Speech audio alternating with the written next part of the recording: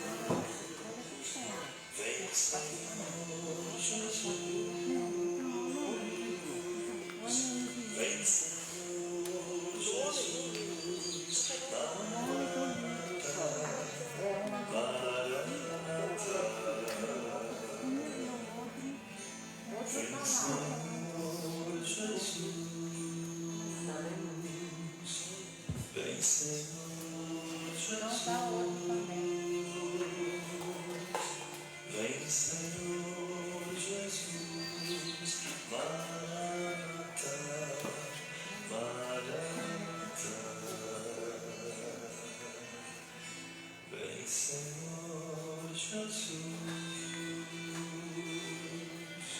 vem, Senhor Jesus, vem, Senhor Jesus, Maranatá, Maranatá, vem, Senhor Jesus.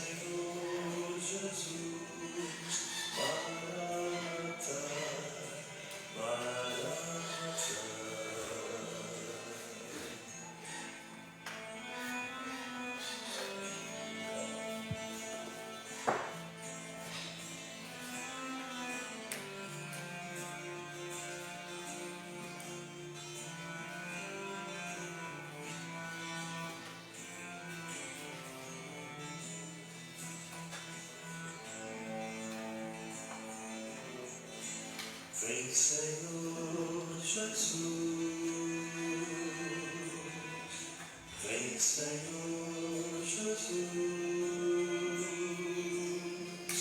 vem, Senhor Jesus, Maranatá, Maranatá, vem, Senhor Jesus, vem, Senhor Jesus. Vem, Senhor Jesus, Maranatá, Maranatá. Vem, Senhor Jesus, vem, Senhor Jesus, vem, Senhor Jesus, Maranatá.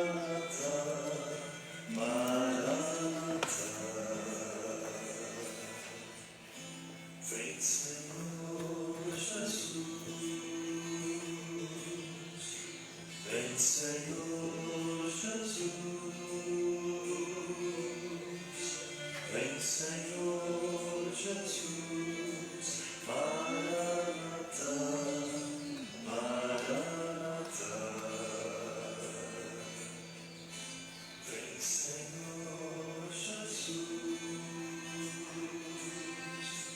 vem, Senhor Jesus, vem, Senhor Jesus, Maranatá, Maranatá.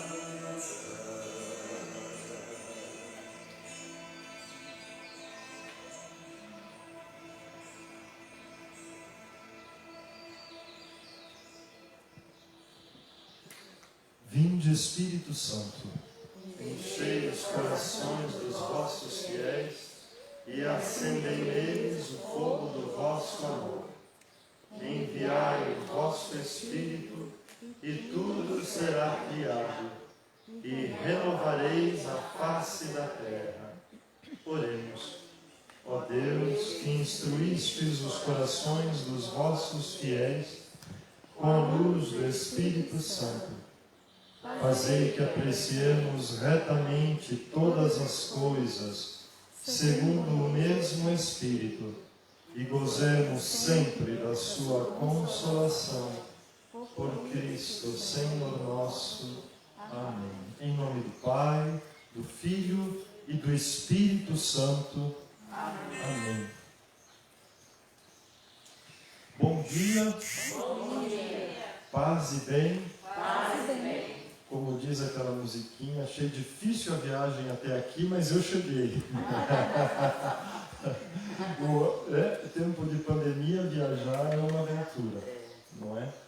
Então nós estamos começando os nossos dias de exercícios espirituais. E eu não sei se dava para ouvir bem a musiquinha até lá longe, mas eu acho que essa canção já nos coloca no espírito, não é? É o espírito de estar na presença do Senhor.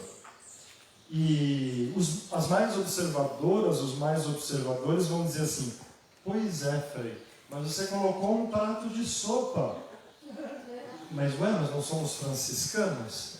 A nossa espiritualidade integra tudo, não é assim? Por que eu coloquei um prato de sopa?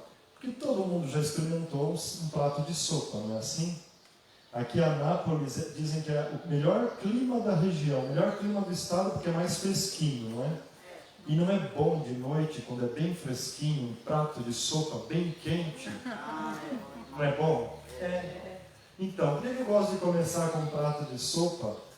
Porque eu acho que todo mundo sabe o que é um prato de sopa. E eu acho que o prato de sopa nos traz lembranças ótimas, se a gente pensar.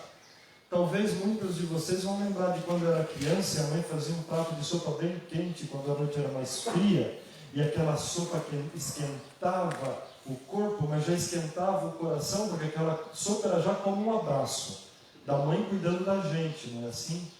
Então o prato de sopa traz para a gente memórias boas.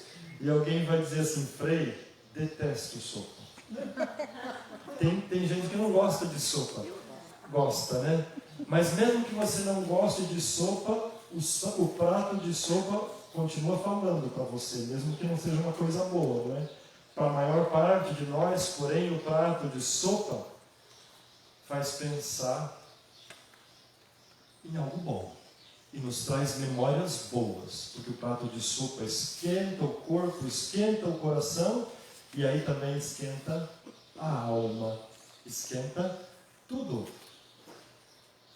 Por que eu trouxe um prato de sopa? Porque eu li essa frase de Santo Efrem, o Sírio, num livrinho do cardeal Spidlick, e ele usava essa frase como uma motivação espiritual. Ele dizia assim: olha, quando a sopa está quente, nenhuma mosca pode aproximar-se. Os insetos caem na sopa só quando ela já esfriou. Não é verdade?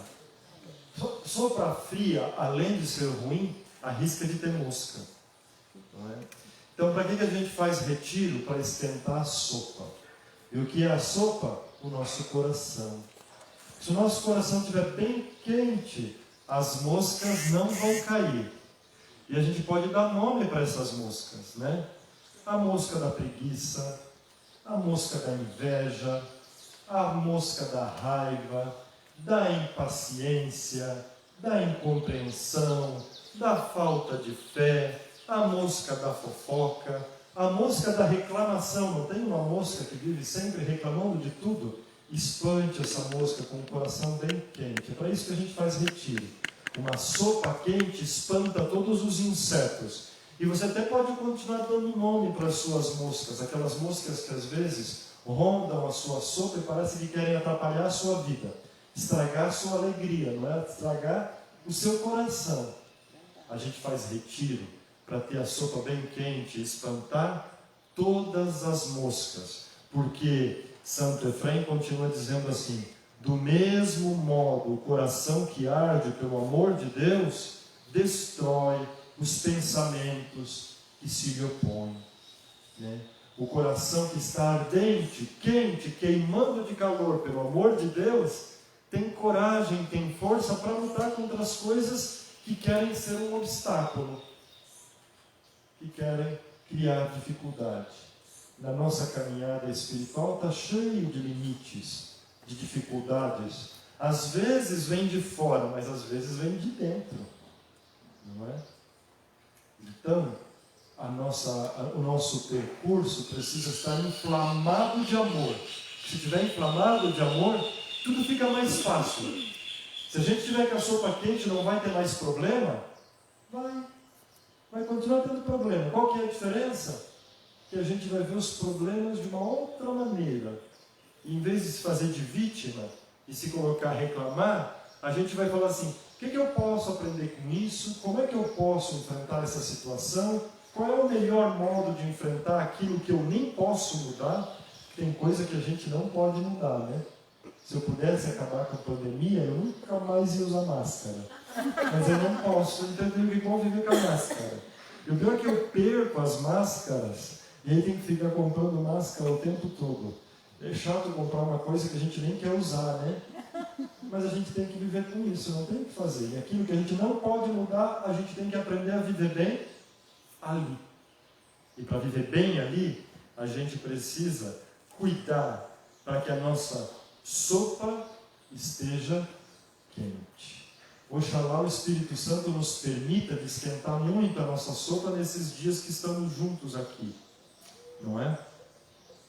Agora, São Máximo, o confessor, um outro santo, dizia assim: se nós amamos verdadeiramente a Deus, a nossa própria caridade expulsa as paixões malvadas. A caridade é comparada a um fogo, e o que esquenta é o fogo, não é assim? Então, quer esquentar a sopa? Caridade. Caridade. Se vocês lembram, semana passada a gente estava lendo muito as cartas de São João, e São João insistia todos os dias na primeira leitura: o amor, o amor. Quem ama vem de Deus, quem ama conhece a Deus, quem não ama nem conhece a Deus, e tem que amar o irmão, não é amar em teoria, não é amar abstrato. E São Máximo diz assim: a nossa própria caridade expulsa as moscas, né? As paixões malvadas. Tem paixões malvadas dentro de nós, que não querem ir embora. O homem velho, a mulher velha, continuam lutando contra o homem novo e a mulher nova, não é assim? Não sei se para vocês, comigo é assim. Cada dia é uma luta. Que o homem velho está sempre ali querendo voltar para o trono, não é? Então essas paixões malvadas, que são as paixões do homem velho, só com a caridade, para a gente expulsá-las. Porque a caridade esquenta. E quando esquenta, tudo fica até mais fácil. A gente não muda, mas fica mais fácil. Retiro é aquecer o coração. E como é que a gente faz para aquecer o coração? Tem muitas maneiras. Aquecer o coração, a primeira a gente já ouviu a resposta: caridade, amando. Mas fazendo também uma coisa que a gente vai fazer muito nesses dias, que é ouvir a Deus, estar na presença de Deus, tomar consciência que Ele está presente, ouvir a Sua palavra, celebrar a liturgia, conviver fraternamente. Todas essas são realidades que nos falam da presença de Deus entre nós. E essa presença aquece, essa presença nos muda. Talvez alguém já ia dizer: não, a melhor forma de aquecer o coração é a oração. Tá certo, é uma forma privilegiada. Nos evangelhos, Jesus passa horas e horas na montanha com o Pai, não é assim? De vez em quando ele vai lá, faz uns milagrinhos, e de noite ele passa em oração. Ele passa em oração porque a oração é importante. Agora, cuidado. A oração é sempre o meio, porque a meta é o amor. Esse é Dom Bernardo. Dom Bernardo é o abade do Mosteiro Trapista, lá em Campo Tenente, perto de Curitiba. Ou seja, é um mestre de espiritualidade. Ele é famoso, ele prega retiro no mundo inteiro. Né? Grandes conferências, porque ele é um homem de muita sabedoria. Então as pessoas vão sempre atrás dele para ouvir falar de oração. E tem um livrinho que ele escreveu sobre a vida espiritual, onde ele diz exatamente isso.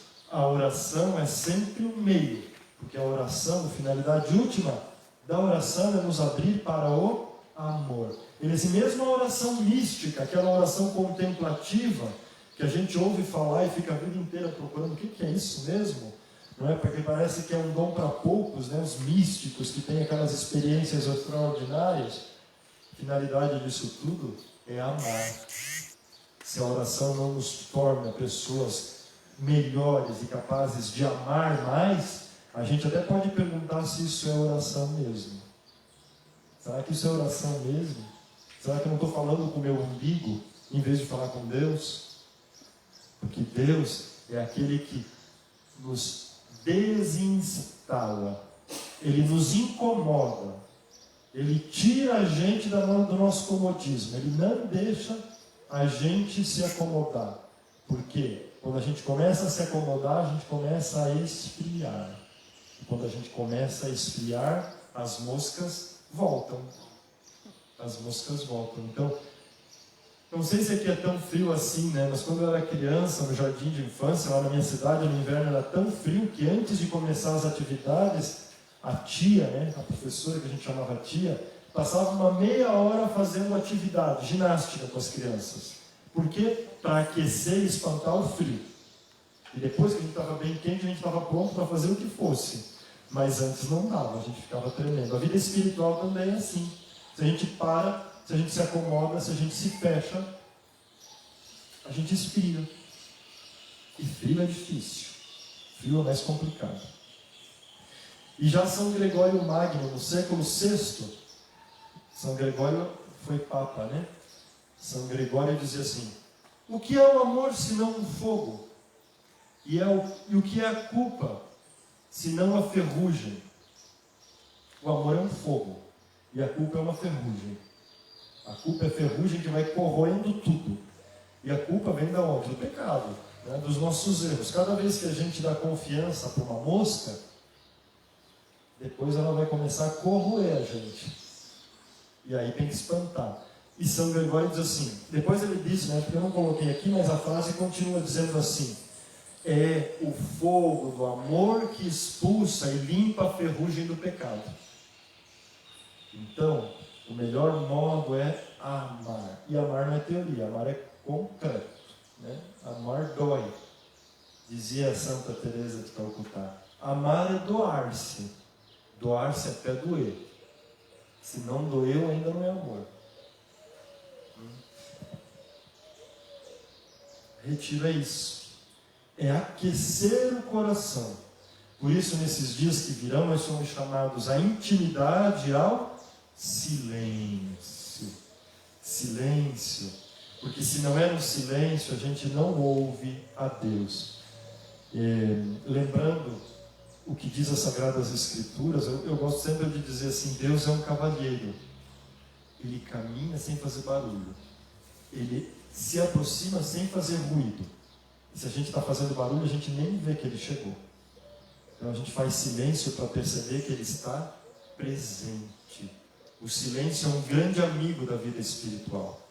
Porque o silêncio é o lugar da intimidade com Deus. E alguém vai dizer assim, Frei, eu tento fazer silêncio, mas daqui a pouco já vem um pensamento, já vem outro, eu já lembro que eu tenho que cozinhar, eu lembro que tenho que pagar uma conta, eu lembro que estou com raiva, não sei de quem. Exatamente, o silêncio te coloca em contato com você mesmo. No silêncio você vai perceber o que é que está te incomodando, o que é que está te atrapalhando, onde é que o calo dói. E por isso precisa fazer silêncio. Para a gente ser íntimo da gente mesmo. Não é? Precisamos ser íntimos a nós mesmos. Se a gente quer ser íntimo com Deus, senão não dá. Santo Agostinho dizia assim, Deus habita lá no nosso profundo, Ele é mais íntimo de nós do que nós mesmos. Então se a gente não entra lá na profundidade, a gente nem encontra. Porque é lá que Ele está. É lá que Ele está. E ele já disse, quem é ele? Ele é o Emanuel, o Deus conosco. Ele está conosco. O que a gente precisa fazer é silêncio para tomar consciência de que ele está aqui. Se eu dissesse para vocês assim, olha, eu tenho uma surpresa. Quando terminar o retiro, o Papa Francisco vai vir aqui para rezar a missa de encerramento. O que ia acontecer? Não ia nem ter retiro, né? Vocês iam já fazer uma limpeza na casa, ia começar a arrumar não sei o que, buscar uma toalha mais bonita para o altar. Por quê? Porque vai chegar o Papa. Então eu vou dizer uma coisa bem maior. O Emanuel está aqui, está presente. E o Papa Francisco só é o Papa Francisco por causa dele. O Papa é o servo, ele é o Senhor. Então nesses 3 dias, a gente tem uma tarefa só. Tomar consciência que ele está aqui. Que ele está presente, que ele está entre nós. E que essa presença é transformadora. Falei, mas isso a gente já sabe. Sabe com a cabeça. É importante saber com o corpo todo. Aquecer o coração. Né? Não é uma informação que a gente adquire lendo. É uma experiência de vida. Deus não é uma ideia, Deus é uma pessoa. E uma pessoa que quer entrar em comunhão com a gente. Mas se a gente não fizer silêncio, não dá. Não dá. Então agora eu queria fazer uma viagem com vocês. Vamos para a Itália? O que vocês acham? Vamos lá fazer uma visita na Basílica de São Francisco? Vamos, dá para viajar, está todo mundo pronto, né? Oh, maravilha!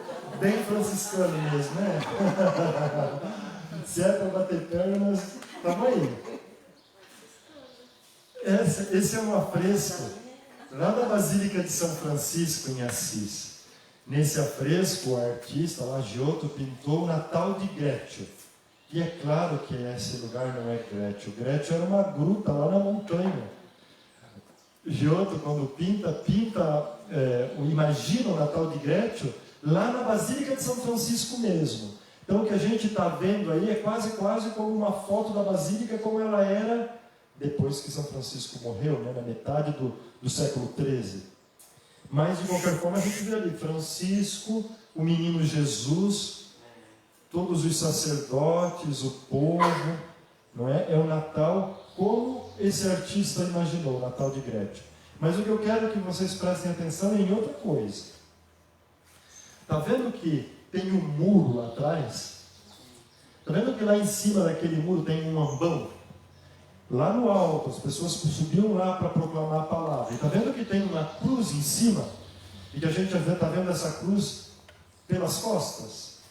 Porque essa cruz está virada para a assembleia, para a nave, para o lugar onde ficava o povo. E aqui, essa fotografia, entre aspas, foi tirada do altar. Está vendo que tem um altar ali? Então, olhando do altar, do que a gente chama presbitério hoje, a gente vê que entre o altar e o santuário tinha um grande muro.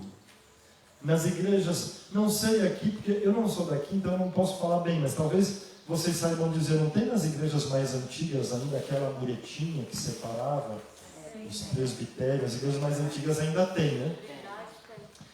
Trindade tem? Então, lá conservou, né? Tem lugares que fizeram brigas inteiras. Tira ou não tira?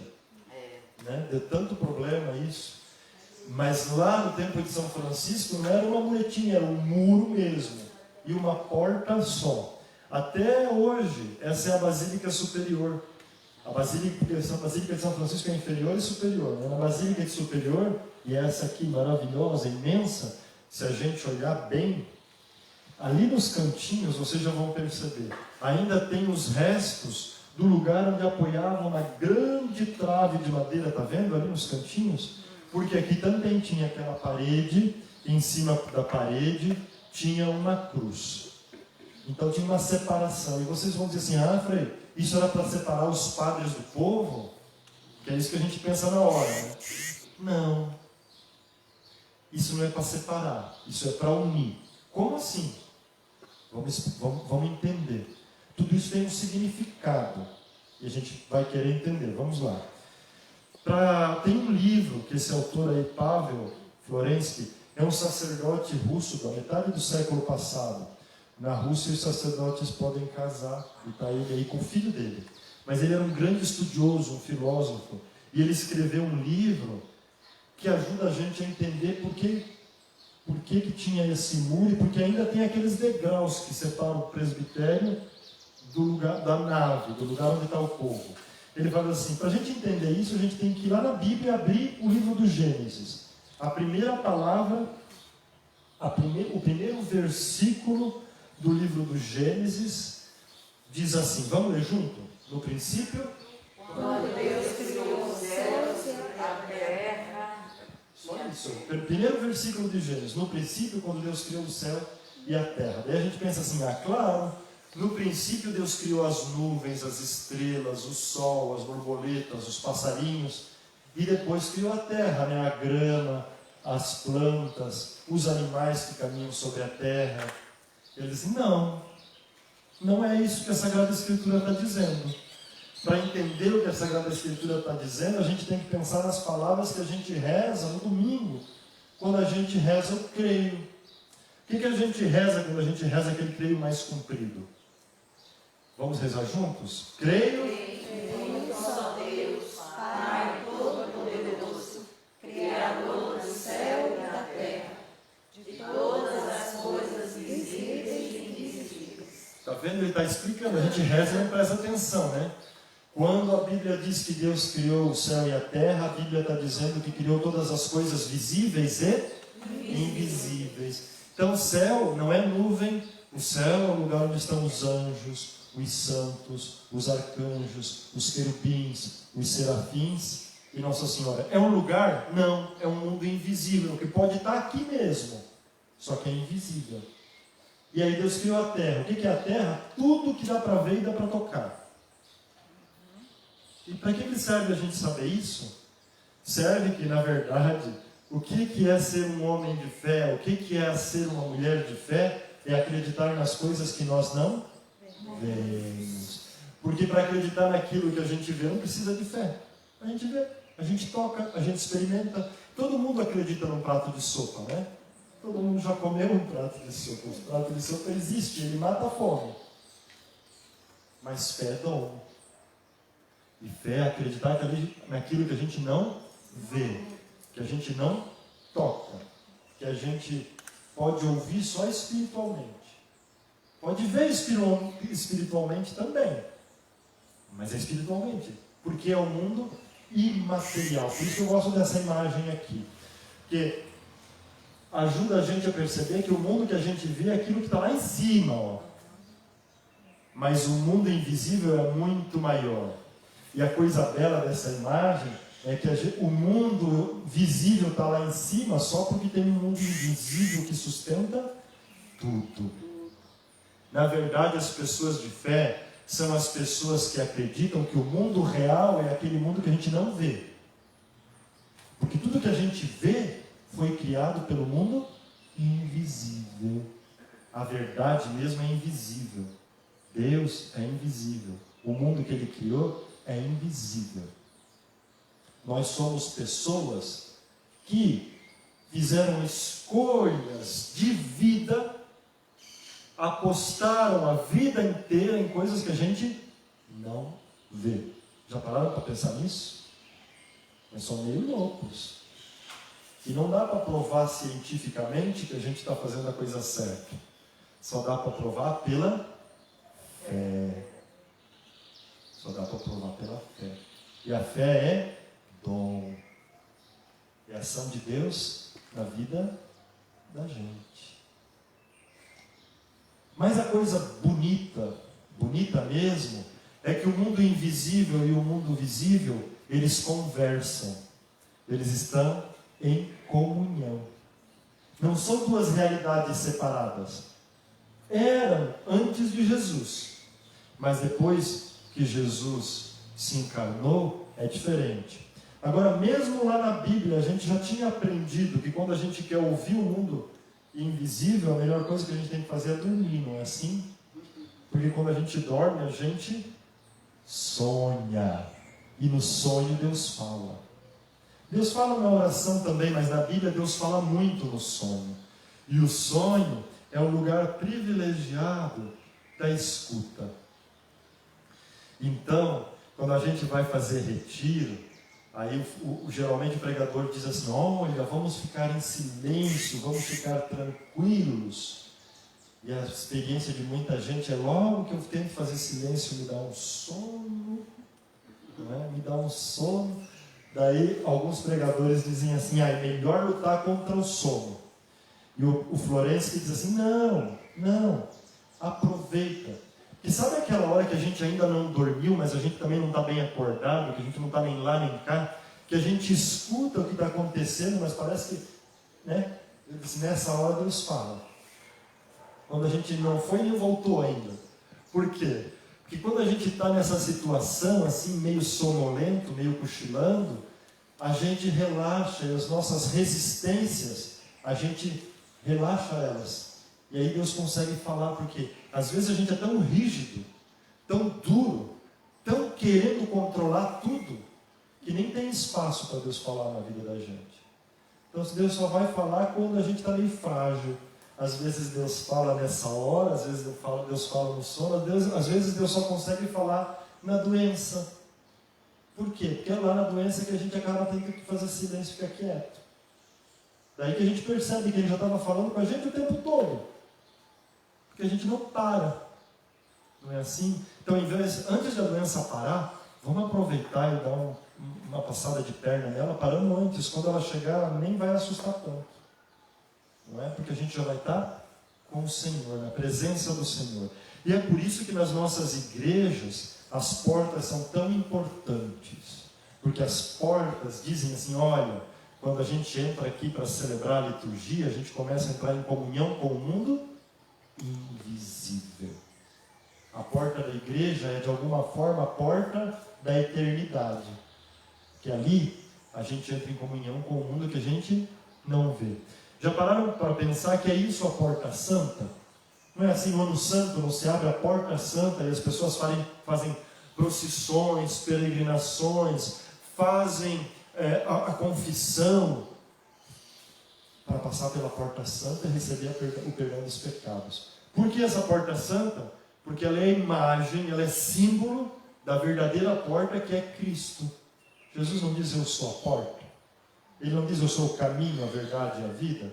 Então esse caminho tem uma porta, e essa porta é Cristo. E quando a gente passa pela porta, a gente entra em comunhão com o mundo invisível. E o mundo invisível é o mundo verdadeiro. É o mundo que nos sustenta. É o mundo que está na nossa base. Até vou pular uns aqui, que eu estou meio falando demais. Na verdade, o encontro mesmo entre o céu e a terra aconteceu quando o anjo Gabriel chegou na terra. Não é? Que quando o verbo se faz carne, o céu e a terra se encontram. Não é assim? E por que se encontram? Porque o menino Jesus começa já a habitar no seio da Virgem Maria. E ali já tem uma sementinha, que já é Deus e já é homem. É material e é espiritual. Que tem os dois mundos unidos. Jesus tem tudo. O mundo visível e o mundo invisível. Nós também temos, né? Que nós somos corpo e espírito. Mas ele é a plenitude daquilo que a gente não vê. Então, o mundo invisível vai encher de sentido e de significado o mundo visível, quando o verbo se faz carne. Não sei se vocês estão vendo bem ali na imagem, a Virgem Maria tem um menino Jesus já no peito, está vendo? E ela tem na mão esquerda um rolinho de lã. Dá para perceber que ela tem um novelo de lã? Então a Virgem Maria fazia crochê. É isso? Mais ou menos. Tem um evangelho apócrifo, ou seja, um evangelho que não é da Bíblia, um paralelo, não é? Que diz assim que lá no templo de Jerusalém não tinha o véu que separava o santo dos santos dos santos. Aquele véu era tecido pelas virgens. E quando a Virgem Maria ficou lá no templo de Jerusalém, porque ela foi criada no templo, né? São Joaquim e Santana levaram ela para ser educada no templo. O que ela fazia? Como ela era virgem, ela ajudava a tecer o véu do templo. E, por isso, muitas vezes, quando o anjo chega, veja só, o Espírito Santo chegando, encontra ela tecendo o véu que ia lá no templo. E aí os padres da igreja dizem assim, e quando o anjo Gabriel foi embora, ela jogou o novelo de lã fora, mas continuou tecendo. Tecendo o quê? A carne de Jesus.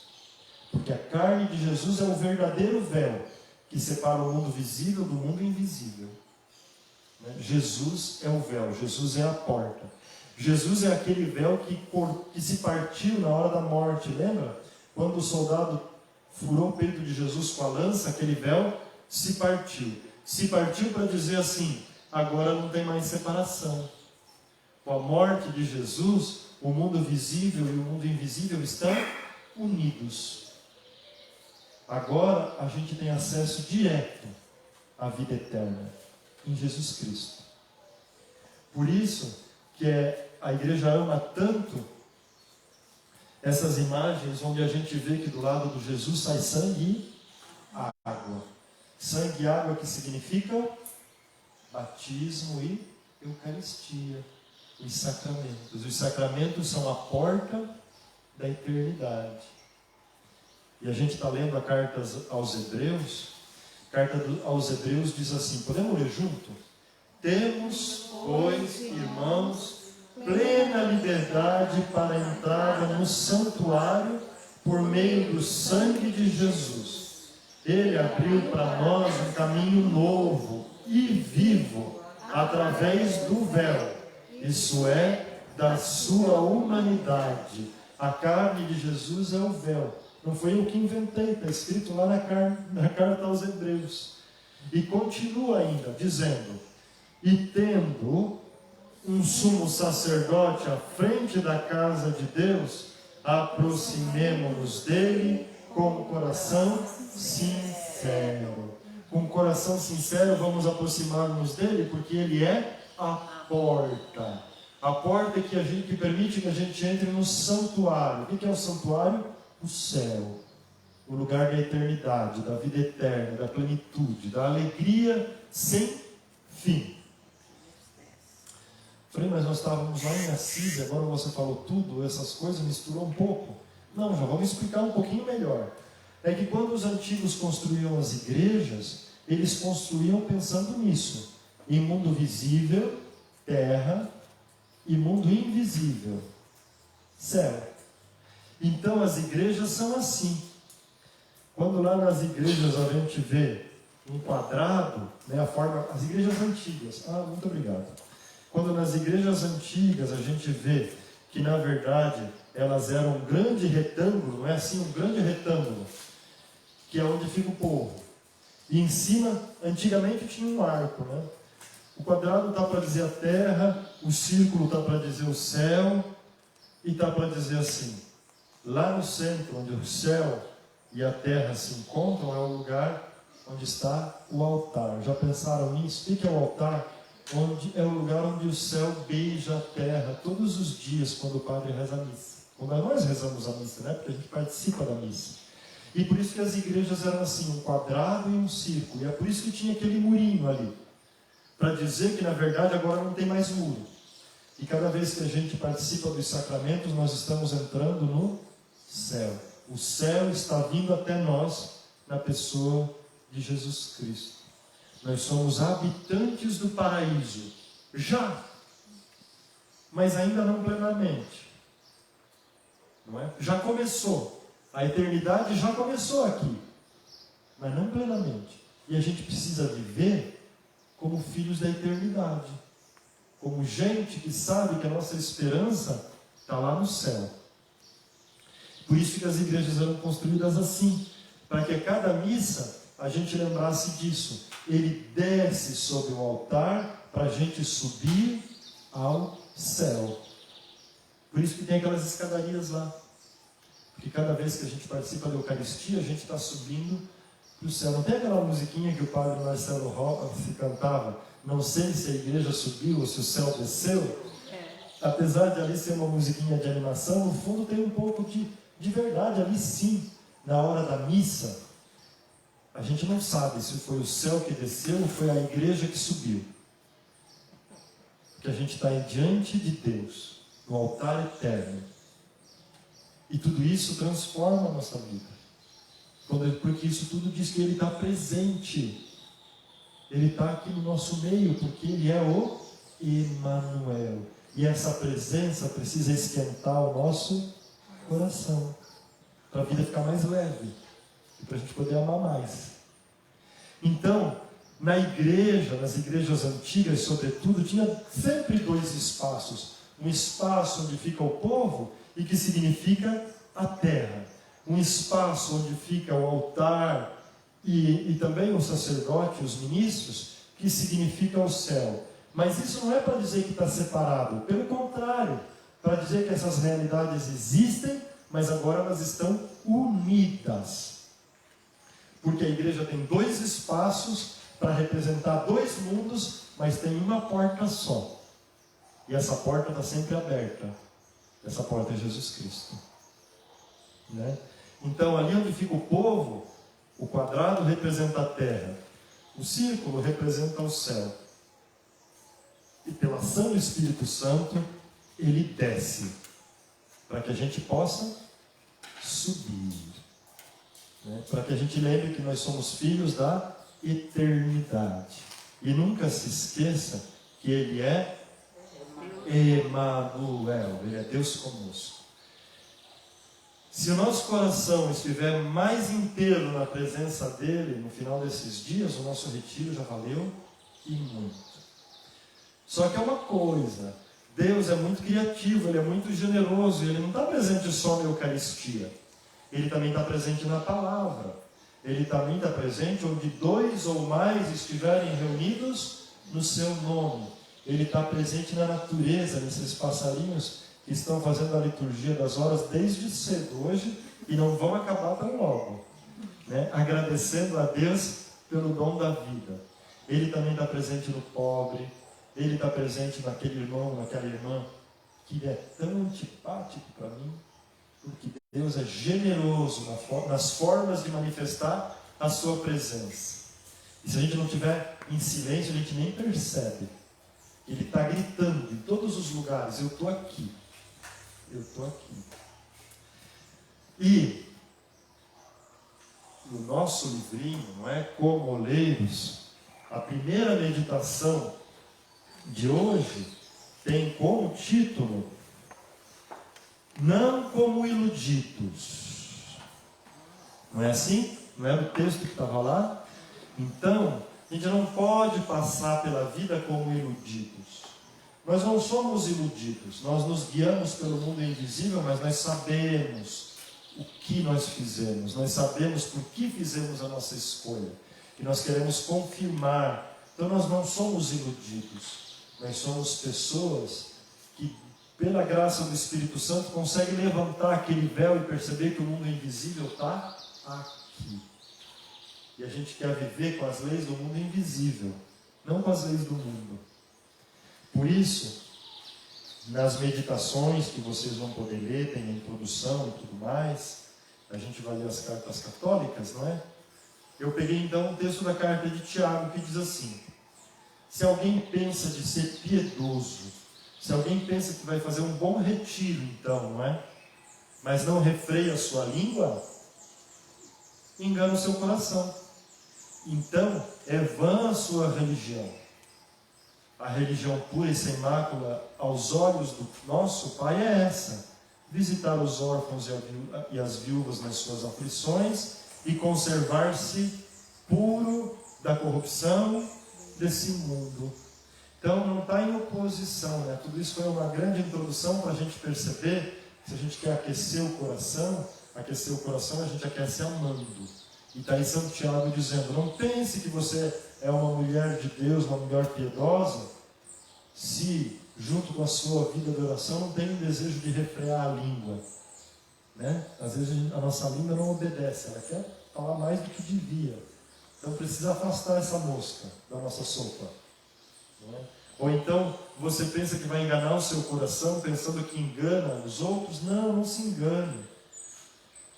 A fé não é uma teoria, o amor não é uma teoria. Visitar o órfão, a viúva, dizer com licença, perdão, pois não, posso, esperar pelo outro. Amar é coisa concreta, não é? Ser mais gentil, ser mais educado, ser mais paciente, ser mais generoso, ser mais atencioso. Tudo isso custa, né? Mas isso é que dá visibilidade à nossa fé. Nossa fé só é visível nos gestos que a gente cumpre. Não tem oposição entre fé e obras. O que São Tiago está querendo dizer é pelos gestos que a gente mostra o quanto a gente ama, o quanto a gente tem fé. Porque nós não queremos passar por essa vida vivendo como iludidos, nos enganando e enganando os outros. Nós queremos celebrar a presença de Deus entre nós, lembrando que Ele é o Emmanuel e que quando a sopa está quente, nenhuma mosca vai se aproximar.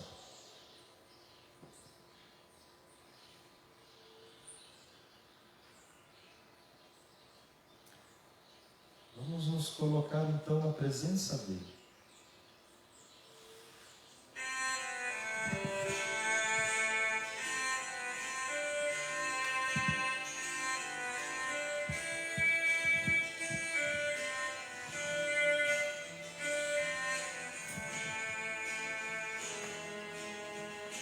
Vem, Senhor Jesus,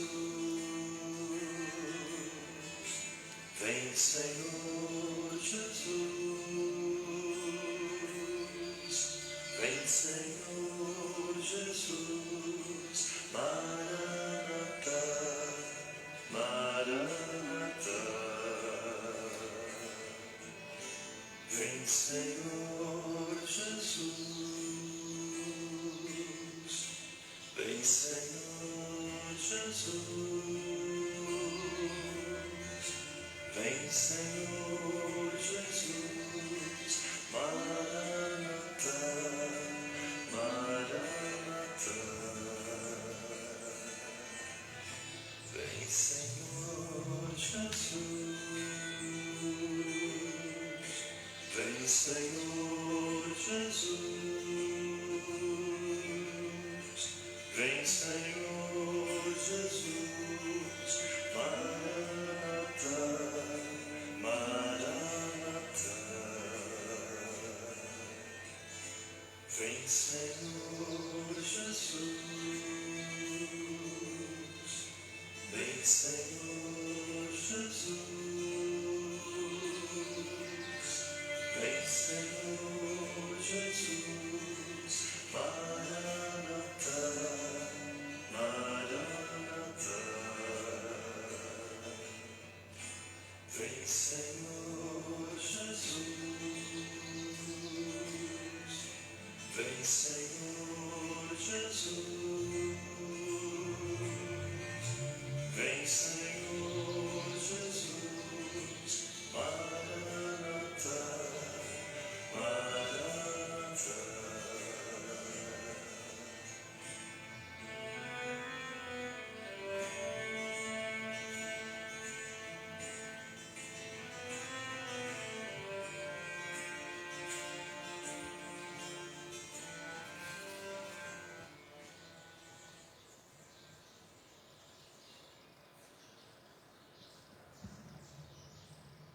Glória ao Pai, ao Filho e ao Espírito Santo.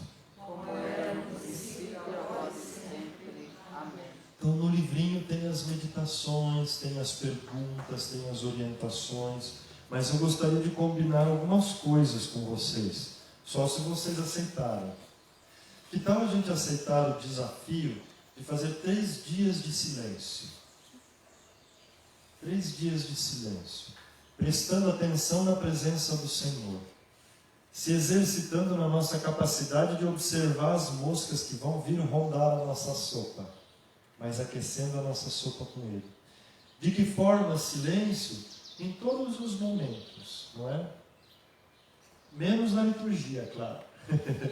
No refeitório, nos corredores, trabalhando. Não pode falar? Pode. Só aquilo que realmente precisa ser falado. Se não é tão urgente, vamos esperar para final da sexta-feira, quinta-feira à noite, ou sexta-feira à noite, não sei. Sexta é o deserto. Exato, então sexta é o deserto, mais silêncio ainda. Então vamos nos preparar para a sexta, né? Estão de acordo? Sim. Vamos nos desafiar de nos colocar na presença do Emmanuel e deixar espaço para que ele possa falar? Então tá bom. Então eu desejo, não sei se tem algum aviso, não, porque todos sabem dos horários, da programação, tudo, né? Então o que eu vos desejo agora é uma boa meditação. Obrigado.